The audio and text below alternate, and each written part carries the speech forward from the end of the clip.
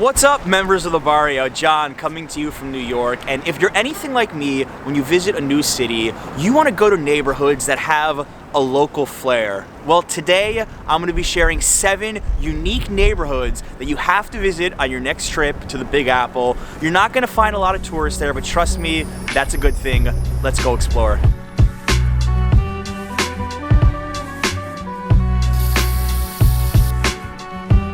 Our first stop is in Brooklyn, and if you like vodka and borscht, you'll fit right in. Brighton Beach, also known as Little Odessa, is about as Russian as you're going to get in the city. It's like stepping into the former Soviet Union with Cyrillic letters on many shops.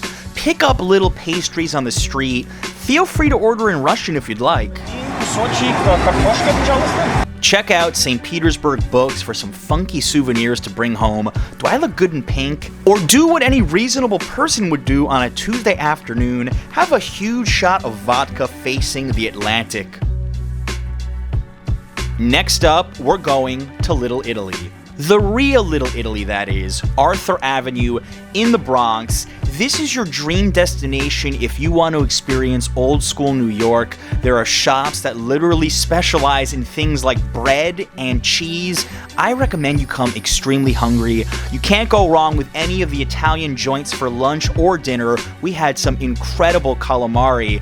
My personal favorites are the cannolis at Gino's. $4 for one of the best desserts I've ever eaten in NYC. No joke. And if you want to see something really crazy, check out the sausage chandelier at the Calabria Pork Store. Make an entire weekday afternoon out of visiting Arthur Avenue. Thank me later. Buon viaggio. Buon viaggio. Viaggio. Did you know New York has 3 different Chinatowns? Forget the one in Manhattan. We're going to the biggest one in the city in Flushing, Queens. Take the 7 train to the last stop and be transported to another world. My friends Brian and Issa from Perfect Little Planet did a cool video on what to eat in Flushing, and it mostly involves wandering to food stalls and ordering things you're not even sure of. A total adventure if you're up for it. I also love the food court in the New World Mall. It puts all that lame mall Chinese food you've ever had to rest. From chicken and fish in a dry hot pot to hand-pulled noodles, we made the most of our trip. This area has so much to do that I need to go back myself to create an updated video.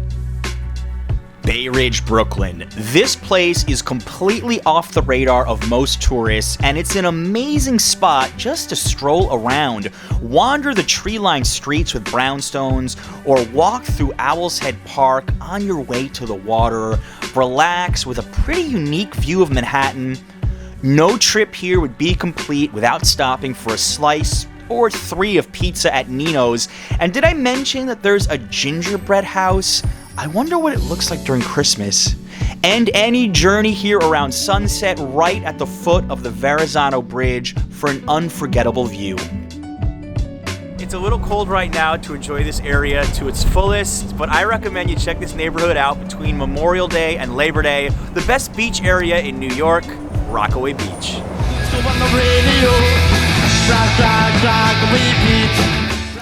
Rockaway Beach. Where else can you actually enjoy a 95-degree day in New York City? You can even take a $3 ferry ride from Manhattan to get there that makes the trip just a little more fun. Before you hit the boardwalk, check out Taco Way for some tasty fish tacos and surf ambiance. Then you could actually surf if you're any good, or just soak in the water and be surprised that New York actually has a decent beach. Finish it all off with a burger and beer from Rippers, a great way to end any trip to the beach. This next area is more of a micro neighborhood, but I never have a bad time visiting Little Manila in Woodside, Queens.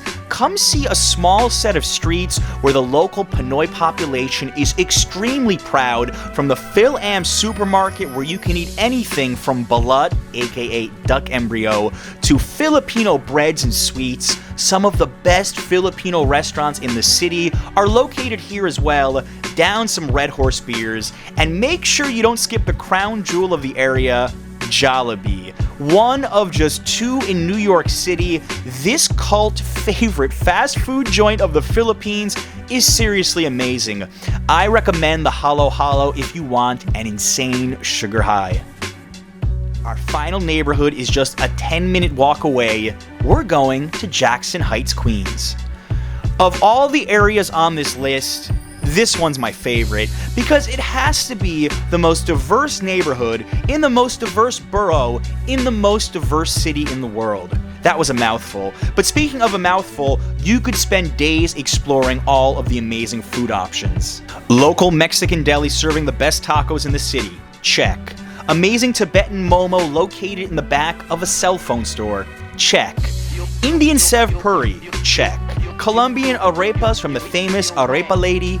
Check. The list goes on and on. If you want to have a fun night out with some really knowledgeable locals, take a tour with my friends Greg and Jumi. I'm going to put a link down below in the description, and I promise you'll be in good hands. If there's one neighborhood on this list that I personally insist you visit, it's this one.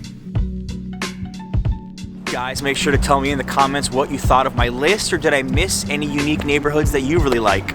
Be sure to subscribe for more fun adventures and tips from New York City and beyond. Thank you so much for watching as always. Until next time. Anything like me, when you visit a new city, you want to go, I'll do it again. Ready?